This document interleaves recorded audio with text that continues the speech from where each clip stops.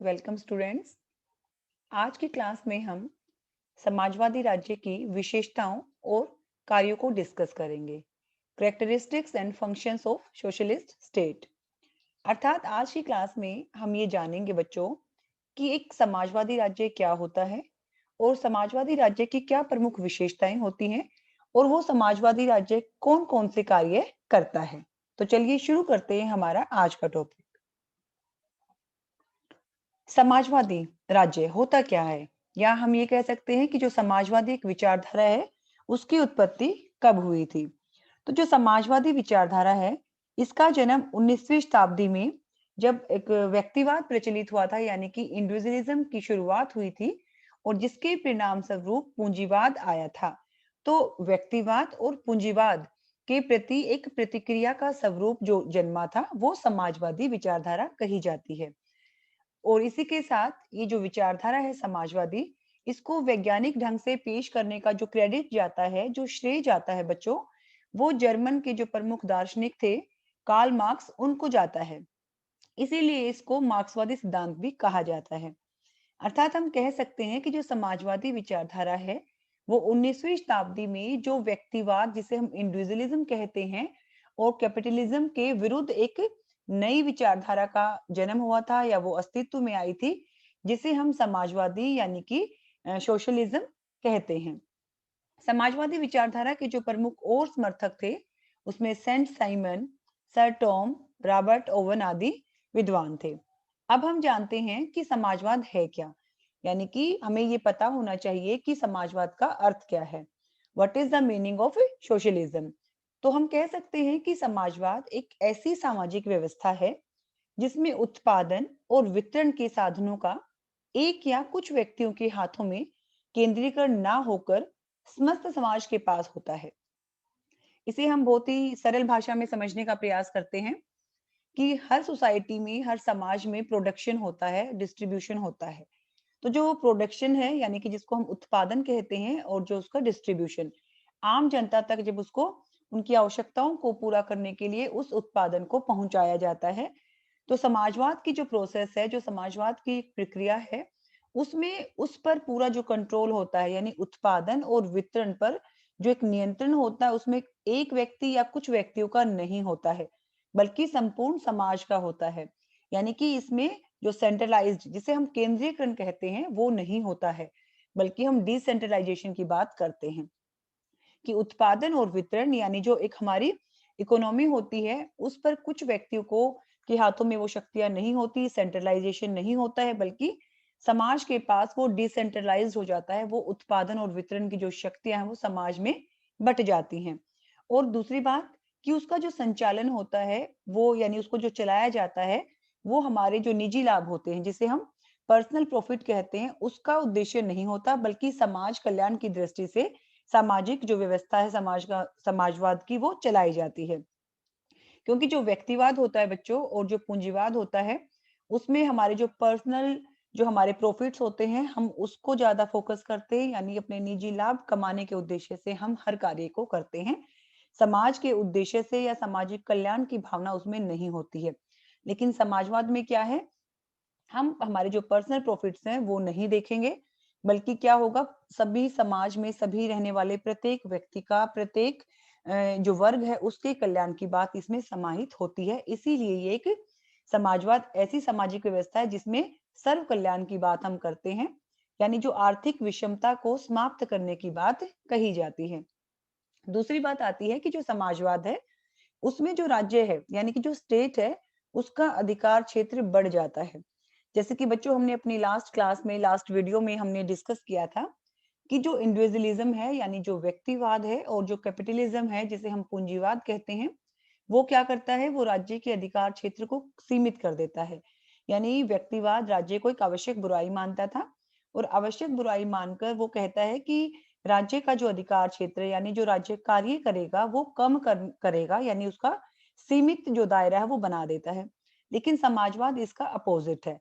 समाजवाद क्या कहता है, सोशलिज्म क्या कहता है कि जो राज्य है, जो स्टेट है, वो सामाजिक कल्याण का एक साधन है और सामाजिक कल्याण की दृष्टि से उसका जो अधिकार क्षेत्र है वो क्या होना चाहिए, विस्तृत होना चाहिए, वो विशाल होना चाहिए।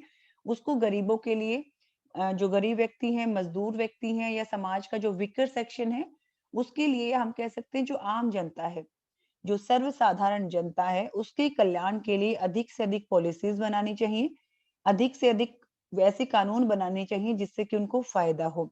तो इस प्रकार समाजवाद राज्य के अधिकार क्षेत्र को बढ़ाने की बात भी करता है। तो अभी हमने समझा कि समाजवाद क्या है और किस प्रकार से ये काम करने की कोशिश करता है। अब हम देखते हैं कि समाजवाद की प्रमुख विशेषताएं कौन-कौन सी हो सकती हैं, यानी कि जो मेन फीचर्स ऑफ सोशलिज्म, या हम कह सकते हैं मेन कैरेक्टरिस्टिक्स ऑफ सोशलिज्म, कि समाजवाद की प्रमुख विशेषताएं कौन सी हैं। तो यदि मैं सबसे पहली विशेषता की बात करती हूँ, तो हम कहेंगे उत्पत्ति के स्रोतों का राष्ट्रीयकरण, जो समाजवाद की सबसे पहली विशेषता मानी जाती है। Nationalisation of the means of production, यानी जो उत्पादन के जो साधन हैं, जो स्रोत हैं, उनका राष्ट्रीयकरण किया जाना चाहिए। ये सबसे पहली विशेषता है। इसमें क्या कहते हैं कि समाजवाद में, इसमें जो उत्पत्ति के स्रोत होते हैं, चाहे कृषि है, उद्योग है, माइंस है, यानी कि जो खान होती हैं, साथ ही जैसे बैंकिंग होता है, बीमा, या जो हमारा ट्रांसपोर्ट होता है, या बड़े-बड़े हमारे उद्योग या व्यापार होता है, ये सभी चीजें शामिल होती हैं। और ये सभी चीजें क्या होनी चाहिए, इनका नेशनलाइजेशन किया जाना चाहिए, यानी सरकार के कंट्रोल में होना चाहिए। इसका जो निजीकरण होता है, जो इंडिविजुअलिज्म होता है, वो नहीं होना चाहिए। क्यों होना चाहिए? इसका हम इसलिए करते हैं क्योंकि जो पैसा है वो इकट्ठा हो जाए। दूसरी बात, सरकार के पास जब पैसा आएगा तो वो आम जनता के वेलफेयर के लिए, उसके कल्याण के लिए अधिक पॉलिसीज बना सकती है, इम्प्लीमेंट कर सकती है, उनके जीवन को अच्छा बना सकती है। और कहीं न कहीं जो आर्थिक विषमता होती है उसे खत्म भी कर सकती है। यानी जो इकोनॉमिक एक इम्बैलेंस होता है, उसे वो बैलेंस में लाने का काम कर सकती है। दूसरी बात, जब नेशनलाइजेशन किया जाएगा तो जो लेबर क्लास होती है, यानी जो श्रमिक होते हैं, उनका शोषण भी खत्म हो जाता है, या खत्म उसको काफ़ी हद तक किया जा सकता है।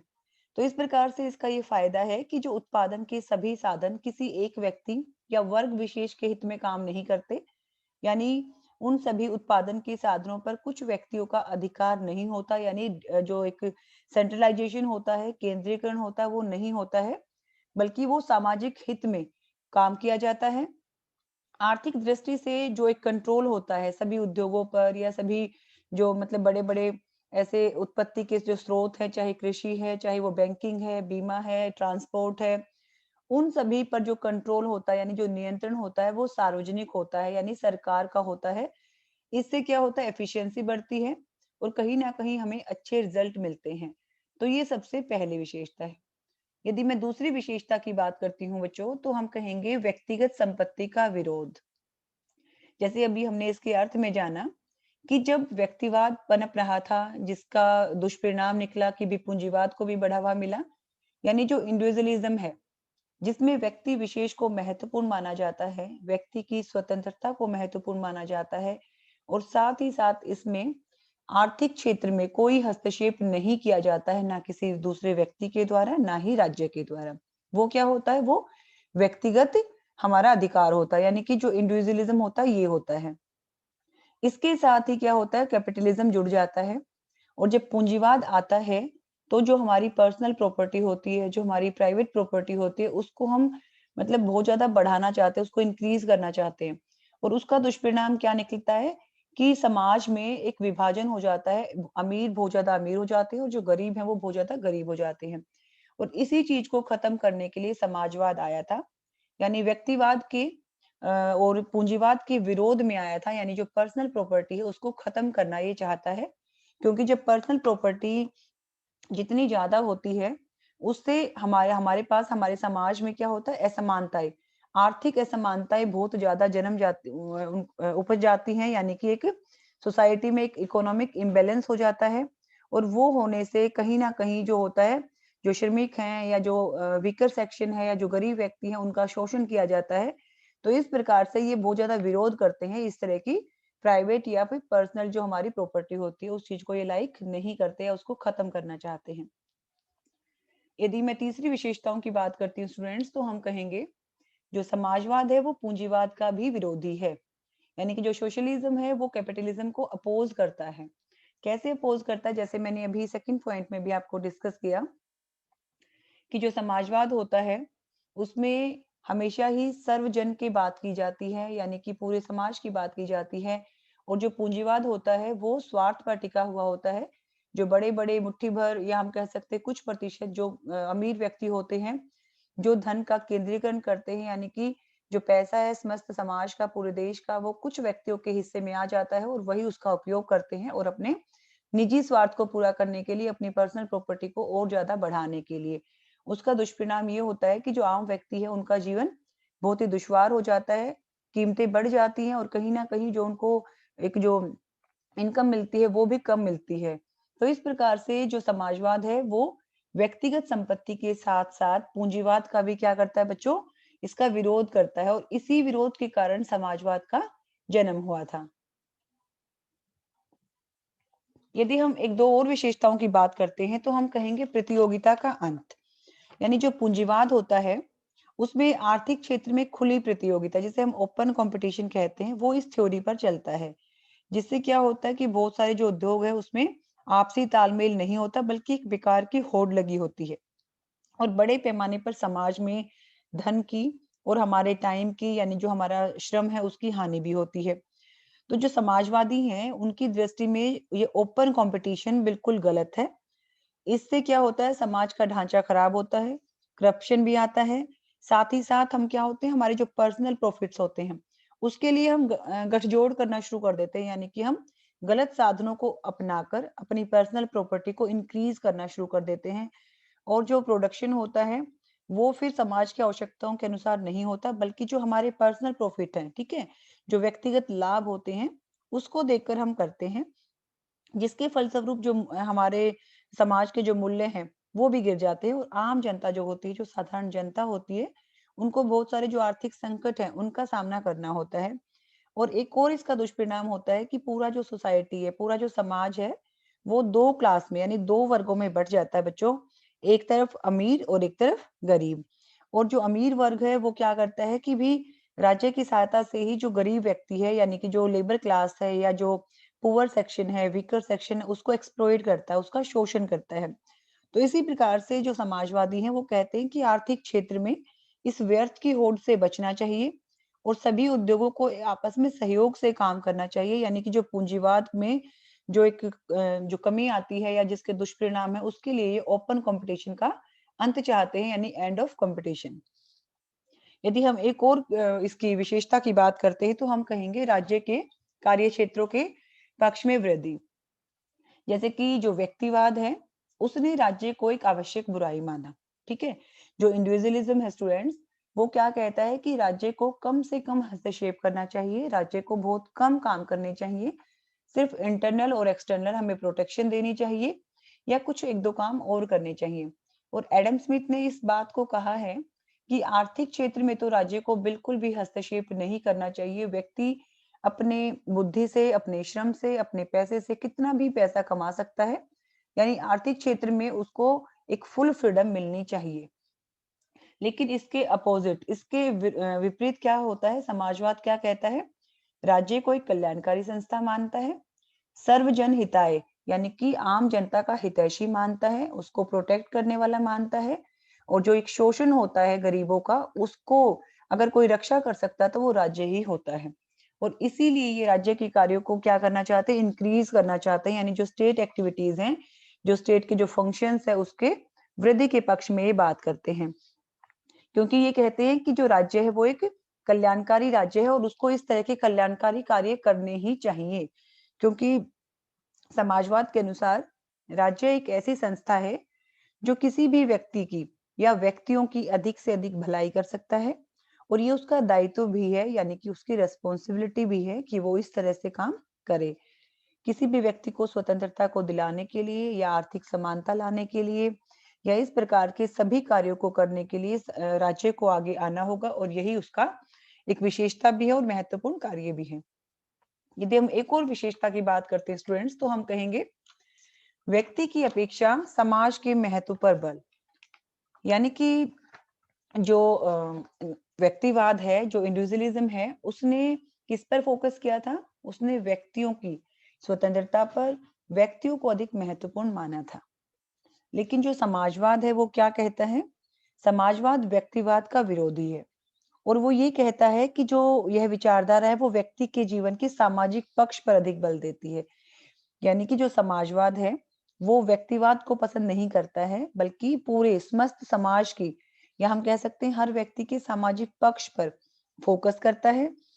और समाजवाद के द्वारा, समाजवाद को अपनाकर ही हम व्यक्ति की बजाय, यानी व्यक्ति के हितों की अपेक्षा समाज के हितों को इम्पोर्टेंस देते हैं। और जब समाज के हितों को इम्पोर्टेंस मिलती है तो सबका भला होता है, सबका फायदा होता है। ठीक है, तो ये इसकी एक और विशेषता हुई कि ये व्यक्ति की बजाय समाज के को अधिक महत्वपूर्ण मानता है और समाज पर ही फोकस करता है, यानी एक व्यक्ति या कुछ व्यक्तियों की भलाई से अपेक्षा समस्त समाज को एक साथ लेकर ये चलता है। यदि हम कुछ और विशेषताओं की बात करें तो हम कह सकते हैं समाज की आंगिक एकता पर बल। यानी कि ये क्या मानता है, समाजवाद क्या मानता है कि जो समाज की एक यूनिटी होनी चाहिए। यानी जैसे एक शरीर होता है, उसका उसके जितने भी बॉडी पार्ट्स हैं, एक शरीर के जितने भी अंग होते हैं, वो एक दूसरे से जुड़े हुए होते हैं। यदि किसी एक अंग में, यानी कि इसके एक पार्ट में अगर पेन होता है तो उसका जो इफेक्ट है वो दूसरे अंगों पर भी पड़ता है। ठीक इसी प्रकार ये कहते हैं कि जो समाज है, समाज में यदि एक व्यक्ति पीड़ित है या कई कई व्यक्ति किसी दुख से पीड़ित है, तो कहीं ना कहीं उससे पूरा समाज प्रभावित होता है। तो एक राज्य का दायित्व बन जाता है कि समाज में सभी वर्गों में, चाहे वो अमीर हैं, चाहे वो मिडिल क्लास है या वो लोअर क्लास है, यानी समाज में रहने वाला प्रत्येक व्यक्ति महत्वपूर्ण है और उनको एकता के साथ ही बढ़ाना होगा।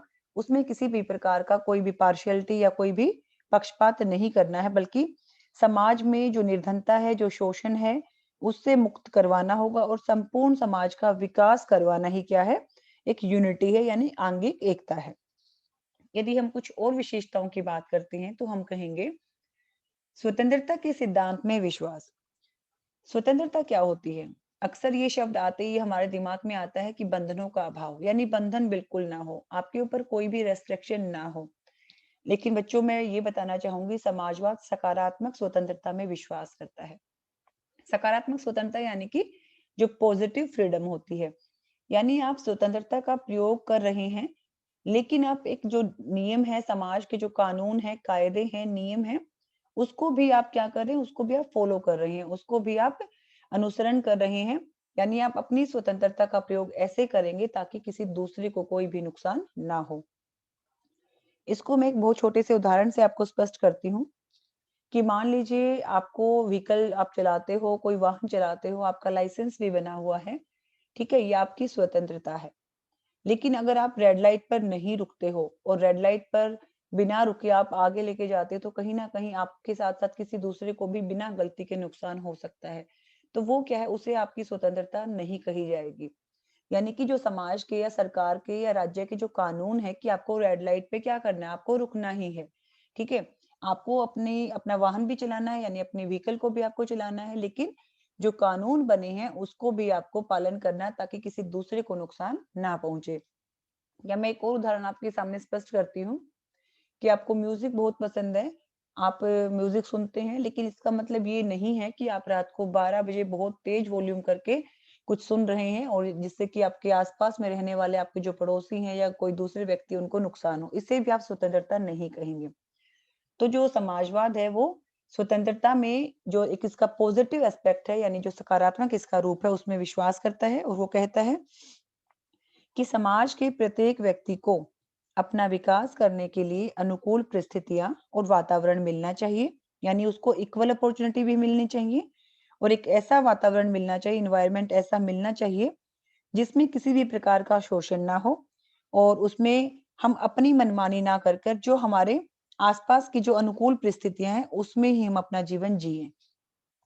अगर हम एक और विशेषता की बात करते हैं समाजवाद की, तो हम कहेंगे कि सच्ची समानता का भी ये समर्थन करते हैं, यानी कि ये जो जेन्युइन इक्वलिटी है उसको सपोर्ट करते हैं।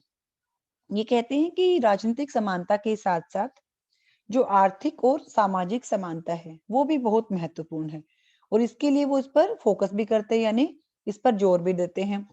ये कहते हैं कि राजनीतिक समानता देने से कुछ नहीं होगा, बल्कि जो आर्थिक, यानी कि इकोनॉमिक इक्वालिटी है, जो आपकी आर्थिक रूप से जो आपको सक्षम बनाती है और समानता की आपको अवसर देती है, अपॉर्चुनिटीज देती है, वो ज्यादा इम्पोर्टेंट है, क्योंकि ये आर्थिक विषमता को खत्म करना चाहते हैं।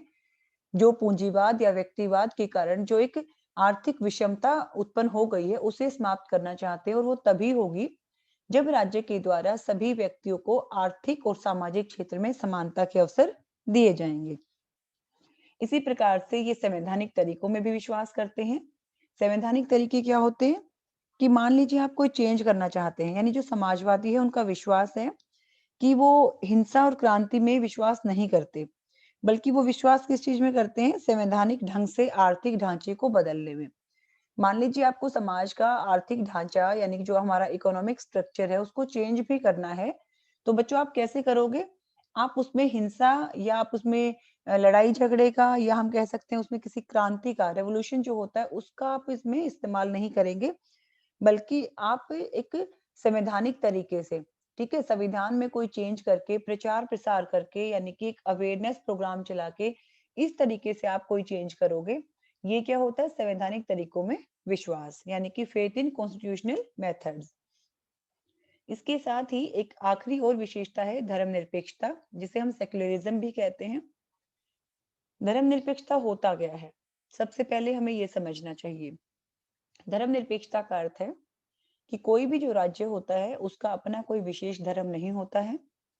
साथ ही वो किसी एक धर्म का प्रचार प्रसार नहीं करेगा, उसको प्रमोट नहीं करेगा, और समाज में रहने वाले जितने भी व्यक्ति हैं, सभी व्यक्तियों को वो समानता से किसी भी धर्म को मानने के लिए, या किसी भी धर्म का अनुसरण करने के लिए, या किसी भी धर्म का प्रचार प्रसार करने के लिए पूर्ण स्वतंत्रता देगा।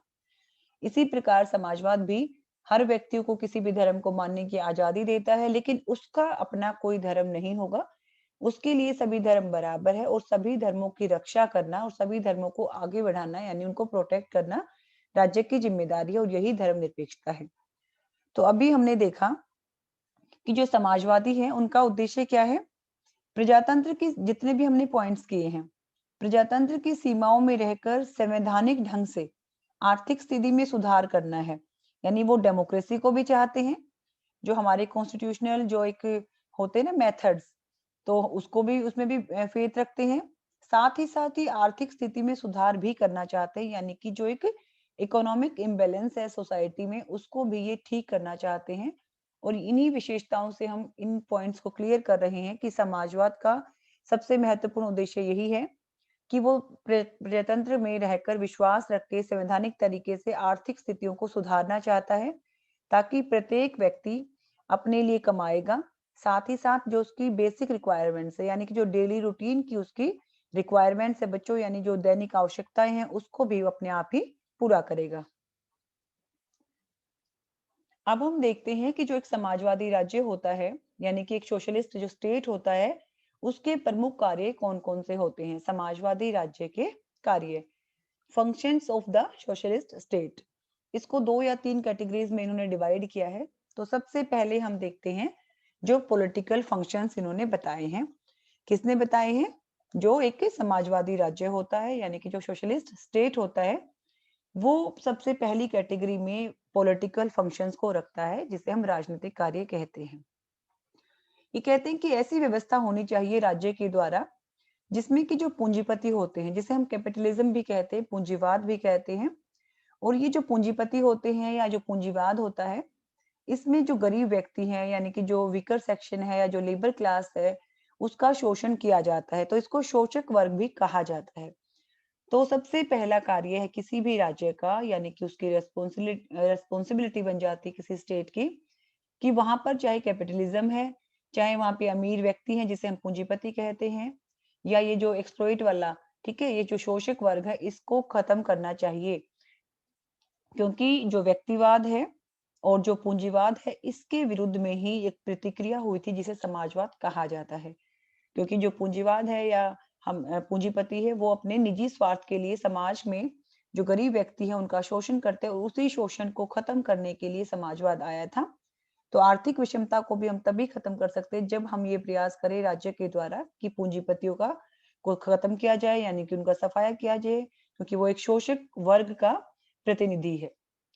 अगर हम कुछ और पॉलिटिकल जो फंक्शंस की बात करते हैं, तो कहते हैं कि जो राज्य है उसमें किसी भी प्रकार के अपराध नहीं होने चाहिए। यानी अपराधों को रोकने के लिए कड़े दंड का प्रावधान होना चाहिए। किस चीज में बिलीव करता है समाजवाद? कि राज्य में किसी भी प्रकार का शोषण, हिंसा या अपराध नहीं होने चाहिए। और इसको रोकने के लिए एक और महत्वपूर्ण कार्य है कि बड़े से मतलब कड़े से कड़े जो एक पनिशमेंट वाली चीज है, यानी सख्त कानून बनाए जाने चाहिए। उन कानूनों का सख्ती से पालन किया जाना चाहिए। जो जुर्माना होता है वो भी ज्यादा होना चाहिए, ताकि वहां पर एक सोसाइटी में यानी उसका जो वातावरण है वो सकारात्मक बना रहे, और हिंसा या हम कह सकते हैं कि जो अपराध हैं वो समाप्त हो सके।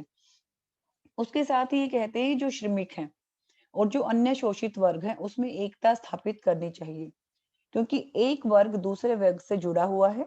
तो चाहे लेबर क्लास है जिसे श्रमिक कह रहे हैं, यानी कि उद्योगों में काम करने वाले, फैक्ट्रियों में काम करने वाले, और साथ ही जो अन्य विकर जो अलग दूसरे विकर सेक्शन है जिसको वे शोषित वर्ग कहते हैं, उन दोनों में एक एकता स्थापित करने की बात करते हैं, क्योंकि उनका सुख और दुख बिल्कुल एक जैसे हैं। तो उन सबको सहयोग से मिलकर ही काम करना चाहिए। और ये रेस्पॉन्सिबिलिटी किसकी है? स्टेट की है, कि स्टेट इस तरह की पॉलिसीज लेके आए, उन पॉलिसीज को इम्प्लीमेंट करे, ऐसे कानून बनाए ताकि इस तरह की जो एकता है वो स्थापित हो सके। एक और ये इम्पोर्टेंट जो काम बताते हैं कि जो यूथ होता है, यानी कि जो नवयुवक होते हैं, उनमें राजनीतिक चेतना को उत्पन्न करना। राजनीतिक चेतना क्या होती है बच्चों? Political awareness. यानी कि जब एक बच्चा, एक जो यूथ है यानी कि जो एक युवा बच्चा है, जब वो देश के बारे में सोचता है, अपनी राजनीति को देखता है, अपने देश की समस्याओं को समझता है, और उन समस्याओं को दूर करने के लिए जब वो पॉलिटिक्स में आता है। पॉलिटिक्स में आने का मतलब हमेशा ये नहीं होता कि आप इलेक्शन ही लड़ रहे हो, ठीक है, आप चुनाव ही लड़ रहे हो। उसके साथ साथ जब आप क्या करते हो, जब आप सही प्रतिनिधियों को चुनते हो, मतलब वोटिंग के द्वारा, जब आप अपनी वोट सही कैंडिडेट को यानी कि जो प्रतिनिधि है उसको देते हो, साथ ही जो वो हमारे जो रिप्रेजेंटेटिव्स हैं, जब वो हमारे लिए पॉलिसीज बनाते हैं, उसमें आप सही पॉलिसीज का साथ देते हो, या गलत के विरुद्ध आप आवाज उठाते हो यानी आलोचना करते हो, या फिर अगर आपका मन करता है कि मुझे चुनाव लड़ना है, इलेक्शन को मतलब लड़ना है, तो आप उसमें भी पार्टिसिपेट करते हो। ये सारी चीजें क्या है? ये पॉलिटिकल अवेयरनेस है। तो ये कहते हैं जो यूथ है, किसी भी चीज को यदि आप चेंज करना चाहते हो तो उसमें यूथ की बहुत आवश्यकता होती है, क्योंकि यूथ में एनर्जी भी होती है, उत्साह भी होता है, और उस एनर्जी, उत्साह और उस बुद्धि के द्वारा वो समाज का नक्शा बदल सकता है। और इसके लिए उसे पॉलिटिकल अवेयरनेस होनी बेहद आवश्यक है, क्योंकि सामाजिक मुद्दों पर, राजनीतिक मुद्दों पर जब वो सोचेगा तभी उन समस्याओं का समाधान करने में सक्षम होगा। यदि हम कुछ और कार्यों की बात करते हैं और फंक्शंस की बात करते हैं, तो दूसरे नंबर पे आते हैं हमारे समाजवादी राज्य के आर्थिक कार्य, यानी कि इकोनॉमिक फंक्शंस। उद्योगों का राष्ट्रीयकरण करना, नेशनलाइजेशन ऑफ बिग इंडस्ट्रीज। यानी कि जैसे अभी हमने इसकी विशेषताओं में पढ़ा कि ठीक इसी प्रकार से किसी भी राज्य का ये महत्वपूर्ण कार्य बन जाता है, उसका एक आर्थिक कार्य बन जाता है कि वो बड़े बड़े उद्योग, फिर चाहे वो आपके बीमा है, या आपका मतलब हम ये कह सकते हैं कि बड़े-बड़े उद्योग, जो भी जिसकी भी आवश्यकता होती है, उन सभी बड़े उद्योगों का, ठीक है? चाहे वो यातायात आ जाता है, या वो आपका बिजली आ जाता है, विद्युत हो गया, या आपका रक्षा मंत्रालय वाला हो जाता है, या इस तरह की जो भी हमारी बेसिक रिक्वायरमेंट को पूरा करता है, चाहे वो कृषि ही क्यों ना हो। मतलब हर फील्ड में वो कहते हैं कि नेशनलाइजेशन होना चाहिए। नेशनलाइजेशन क्या होता है? कि जब सभी चीज़ों पर सरकार का नियंत्रण आ जाएगा, यानी निजीकरण कम हो जाएगा और सरकार का हस्तक्षेप बढ़ जाएगा। सरकार का जो एक सार्वजनिक स्वामित्व है वो बढ़ जाता है, जिसका फ़ायदा क्या होता है कि हम आम जनता को मिलता है। अगर मैं एक छोटा-सा उदाहरण आपके सामने रखती हूँ कि यदि आप किसी गवर्नमेंट स्कूल में जाते हैं या प्राइवेट स्कूल में जाते हैं, या आप किसी गवर्नमेंट हॉस्पिटल में जा रहे हैं या फिर प्राइवेट हॉस्पिटल में जा रहे हैं, तो जो गवर्नमेंट स्कूल्स हैं, जो गवर्नमेंट हमारे हॉस्पिटल्स हैं बच्चों, वो क्या हैं? वो नेशनलाइजेशन का एक सूचक हैं। यानी कि सरकार के कंट्रोल में है, और सरकार उसमें इतनी कम फीस स्कूलों में, या हम कह सकते हैं हॉस्पिटल में इतना कम खर्च होता है कि कम से कम जो गरीब व्यक्ति है वो भी उसमें आसानी से अपना इलाज करा सकते हैं, अपने बच्चों को स्कूल में भेज सकते हैं। यही नेशनलाइजेशन है। ठीक इसी प्रकार से जिन जिन और उद्योगों की आवश्यकता है या कृषि क्षेत्र में, उन सभी को सरकार को अपने कंट्रोल में करना चाहिए, क्योंकि इस तरह की जब चीजें सरकार के कंट्रोल में होंगी तो समाज में जो व्याप्त विषमताएं हैं, आर्थिक विषमताएं, वो काफी हद तक कम हो सकती हैं, और वो तभी होंगी जब सरकार का कंट्रोल होगा। यानी कि हम प्राइवेट जो सेक्टर है वो कम होगा, बल्कि गवर्नमेंट सेक्टर इसमें अधिक इन्वॉल्व होगा। यदि हम दूसरे आर्थिक कार्य की बात करते हैं तो हम कहेंगे अर्थव्यवस्था का नियोजन, यानी जो प्लानिंग होती है। सपोज आप अपने घर में भी कोई भी छोटे से छोटा या बड़े से बड़ा काम करते हैं, तो आपको एक प्लानिंग के साथ चलना पड़ता है, यानी प्रॉपर सिस्टमेटिक ढंग से आप काम करते हैं तो आपको सफलता मिलती है। इसी प्रकार से हमारे देश का या हमारे समाजवादी राज्य जो कहते हैं, उनका एक दायित्व बन जाता है कि उनकी जो प्लानिंग होती है, उसमें आपके जो रिसोर्सेज होते हैं, चाहे आपके नेचुरल हैं, चाहे आपके फिजिकल हैं, या फिर आपके ह्यूमन रिसोर्सेज हैं, जो मानव संसाधन है, उन सभी पर जो कंट्रोल होना चाहिए वो भी राज्य का होना चाहिए। यानी हर पॉइंट में हम इसी चीज पर फोकस कर रहे हैं कि जो राज्य का कार्य क्षेत्र उसको बढ़ाने की बात की जा रही है, जो एक स्टेट है उसकी रेस्पॉन्सिबिलिटीज को इंक्रीज किए जाने की बात करते हैं, और यही क्या है, यही सोशलिज्म है। इसके साथ ही कहते हैं कि जो लेबर है, यानी कि जो श्रमिक है, वो उसको भी कंट्रोल में रहना चाहिए। ऐसा बिल्कुल नहीं है कि अगर वो श्रमिक को अच्छा जीवन देना चाहते हैं तो डिसिप्लिन नहीं होगा। डिसिप्लिन की वो बात करते ही हैं कि सभी को कानूनों के तहत अनुशासन में ही अपना जीवन यापन करना है, फिर चाहे वो कोई भी व्यक्ति क्यों ना हो। सार्वजनिक उपभोग की जितनी भी वस्तुएं हैं, उन सभी पर सरकार का कंट्रोल होना चाहिए, यानी कि जो सरकारी एजेंसीज हैं, हमारी जो गवर्नमेंट की एजेंसीज हैं, उनके द्वारा इस तरह के जो डिस्ट्रीब्यूशन के काम है वो करवाने चाहिए। उसके साथ ही एक और ये काम बताते हैं कि जो पर्सनल प्रॉपर्टी है, ठीक है, जो निजी संपत्ति का जो अधिकार है, उसको भी काफी मात्रा में सीमित कर देना चाहिए, क्योंकि जो ये हमारी प्राइवेट प्रॉपर्टी है, जो पर्सनल प्रॉपर्टी है, ये समाज में भाईचारे को खत्म करती है, सहयोग को खत्म करती है, और अमीर गरीब के बीच में एक खाई पैदा कर देती है, यानी जो आर्थिक विषमताएं होती है उसको इंक्रीज कर देती है। तो इस चीज को भी ये कम करने की कोशिश करते हैं। और साथ ही कोई भी काम है, चाहे वो कृषि है, चाहे वो उद्योग है, या कोई अन्य काम है, उसमें ये कलेक्टिवनेस चाहते हैं, यानी कि ये मिलकर एक सहयोग के साथ काम करने को क्या करते हैं, प्रमोट करना चाहते हैं। यदि हम समाजवादी राज्यों के कुछ वेलफेयर फंक्शंस की बात करें, यानी कल्याणकारी कार्यों की बात करें, तो हम कहेंगे बेरोजगारी को दूर करने का प्रयास करना। यानी एक समाजवादी राज्य का ये दायित्व हो जाता है, उसकी एक रेस्पॉन्सिबिलिटी बन जाती है बच्चों, कि वो क्या करे, वो अधिक से अधिक रोजगार के अवसर उत्पन्न करे। यानी कि जो हमारी एक बेरोजगारी है वो खत्म हो जाए, या हम कह सकते हैं रोजगार के अवसरों में वृद्धि करना। क्योंकि जब हर व्यक्ति को रोजगार मिलेगा, वो इतना कमा सकता है कि अपने जीवन को अच्छे से चला सकता है, अपनी जो बेसिक रिक्वायरमेंट्स है उनको पूरा कर सकता है। तो जो बेरोजगारी भी खत्म होगी और ये जो आर्थिक विषमता है वो भी समाप्त होगी। उसके साथ ही कहते हैं जो श्रमिक हैं, ठीक है, जो श्रमिक हैं उनको काम के अनुसार वेतन देना चाहिए, यानी उनका फिक्स होना चाहिए वेतन भी।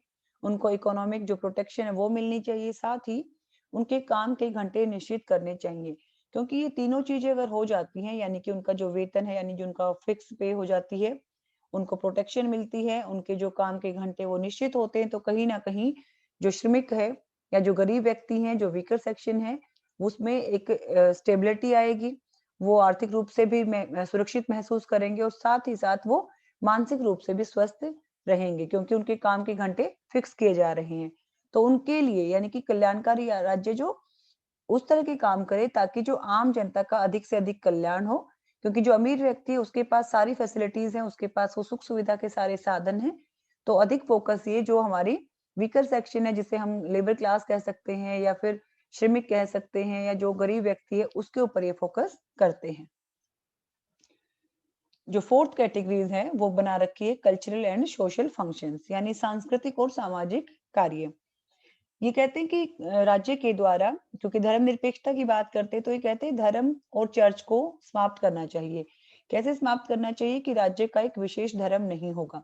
राज्य किसी विशेष धर्म को प्रोटेक्ट नहीं करेगा, उसको बढ़ावा नहीं देगा, क्योंकि धर्म को एक अफीम की तरह माना जाता है। कार्ल मार्क्स ने भी कहा, एक अफीम की तरह जो नशा कर देती है, और जब नशा होता है तो वो क्या करती है, आपकी बुद्धि को भ्रष्ट कर देती है, आपको सही और गलत में नहीं पता चलता कि क्या सही है और क्या गलत है। तो इसलिए ये इन चीजों से दूर रहना चाहते हैं, क्योंकि ये प्रोग्रेस की बात करते हैं। इसके साथ ही एक और महत्वपूर्ण कार्य बताते हैं किसी भी राज्य का, कि राज्य का शिक्षा पर पूर्ण नियंत्रण होना चाहिए। यानी जो एक प्राइवेटाइजेशन होता है एजुकेशन सेक्टर में, वो नहीं होना चाहिए। उससे क्या होगा, सभी व्यक्तियों को शिक्षा नहीं मिल पाएगी यदि शिक्षा का सिर्फ निजीकरण होगा। बल्कि यदि हमारे पास गवर्नमेंट स्कूल और कॉलेजेस होंगे, यानी कि राज्य का पूरा नियंत्रण होगा, तो उस समय हर व्यक्ति साक्षर हो सकता है। और ये बिल्कुल एक बहुत ही महत्वपूर्ण बात है किसी भी राज्य के लिए, चाहे वो अमीर है या वो गरीब है, विकसित है या विकासशील है, कि जो शिक्षा है उसके द्वारा आप किसी भी राज्य को बदल सकते हैं, उसकी प्रोग्रेस कर सकते हैं, उसको एक प्रगतिशील मार्ग पर ले जाकर उन्नतशील बनाकर उस व्यक्तियों का, उस समाज में रहने वाले हर व्यक्ति का और साथ ही राष्ट्र का कल्याण भी कर सकते हैं। तो ये कहते हैं कि जो राज्य पर का शिक्षा पर पूरा नियंत्रण होना चाहिए। उसके साथ ही ये कहते हैं समाजवादी जो राज्य के कार्यों में, कि जो जनसंपर्क के माध्यम है उस पर भी राज्य का कंट्रोल होना चाहिए, यानी कि जो मीडिया है वो कई बार जनता को भ्रमित भी कर देता है और सही और गलत में से वो किसी भी पक्ष में प्रचार करके आम जनता को भ्रमित कर सकता है। इस कमी को पूरा करने के लिए जो स्टेट है उसका कंट्रोल होना चाहिए। उसके बाद एक जो अंतिम और बहुत महत्वपूर्ण कार्य बताते हैं, अंतर्राष्ट्रीय क्षेत्र में राज्य के क्या कार्य होने चाहिए। हमें ये जानना बेहद आवश्यक है कि जो इंटरनेशनल रिलेशंस होते क्या हैं, यानी एक देश का अन्य देशों के साथ कैसा संबंध है और वो संबंध क्यों जरूरी है। अगर मैं बात करती हूँ एक मनुष्य की, चाहे वो कितना भी अमीर क्यों ना हो, क्या वो अलग थलग रहकर अपना जीवन यापन कर सकता है अगर वो किसी भी दूसरे व्यक्ति से ना जुड़ा हुआ हो? तो हम कहेंगे नहीं। ठीक इसी प्रकार से चाहे अमीर देश हैं, यानी कि पश्चिम जो देश हैं, चाहे वो अमेरिका है, ब्रिटेन है, फ्रांस है, जो विकसित देश हैं, उन्हें भी अन्य देशों के सहारे की आवश्यकता होती है, यानी कि अन्य देशों के सहयोग की आवश्यकता होती है। और जो जो यही सहयोग होता है, मित्रता होती है, इसे ही हम इंटरनेशनल रिलेशंस कहते हैं। तो राज्य को यथासंभव ऐसे काम करने चाहिए जिससे कि एक राज्य दूसरे राज्य के साथ बहुत ही सौहार्द से, मित्रता पूर्वक, प्यार से काम करे। हमारी जरूरतें एक दूसरे से जुड़ी हुई है, हमारी जरूरतें पूरी होंगी और हम मिलजुल कर प्रोग्रेस कर सकेंगे। तो इस प्रकार से इंटरनेशनल जो रिलेशंस हैं उसको मजबूत करने में भी जो एक स्टेट है उसका एक बहुत ही महत्वपूर्ण कार्य बन जाता है, यानी कि एक उसकी इम्पोर्टेंट रेस्पॉन्सिबिलिटी बन जाती है जो उसको निभानी चाहिए अकॉर्डिंग टू सोशलिस्ट स्टेट। और यदि हम इसको, अब हमारा टॉपिक कंप्लीट हो गया है बच्चों, अगर हम इसको कंक्लूजन यानी कि निष्कर्ष तौर पर हम देखते हैं कि जो समाजवाद है, यानी कि जो एक सोशलिज्म है, वो क्या है, उसमें जो मेन काम है, यानी जो मुख्य कार्य है राज्य का, वो क्या है, पूंजीवाद को समाप्त करके और जो श्रमिक वर्ग है, जो पुअर सेक्शन है, वीकर सेक्शन है, उसको शोषण से बचाना है, कि उसको जो एक एक्सप्लॉइट किया जा रहा है अमीर व्यक्तियों के द्वारा, उससे उसको बचाना है। साथ ही साथ ये कहते हैं उत्पादन के साधनों पर, ठीक है, वितरण के साधनों पर, यानी कि आपका जो प्रोडक्शन एंड डिस्ट्रीब्यूशन है, उन साधनों पर राज्य का अधिकार होना चाहिए, राज्य का स्वामित्व होना चाहिए। क्योंकि जब उन पर राज्य का स्वामित्व होगा, अधिकार होगा, यानी राज्य का कार्य क्षेत्र बढ़ जाएगा, तो राज्य के कार्य क्षेत्र बढ़ने के साथ, स्वामित्व होने के साथ, जो राज्य जनता है उसको हर प्रकार का सुख मिलेगा, हर प्रकार की उसकी जरूरतें पूरी होंगी और उसके साथ ही उसका सामाजिक और आर्थिक विकास भी होगा। तो इस प्रकार से जो समाजवादी राज्य है वो सभी व्यक्तियों के लिए आर्थिक और सामाजिक विकास की कामना करता है और उसके लिए वो राज्य को एक कल्याणकारी संस्था के रूप में ही जानता है। Thank you students. तो आज की क्लास में हमने डिटेल में जाना कि समाजवाद क्या है, समाजवाद की क्या विशेषताएं होती हैं और समाजवाद जो राज्य है वो क्या प्रमुख प्रमुख कार्य करता है।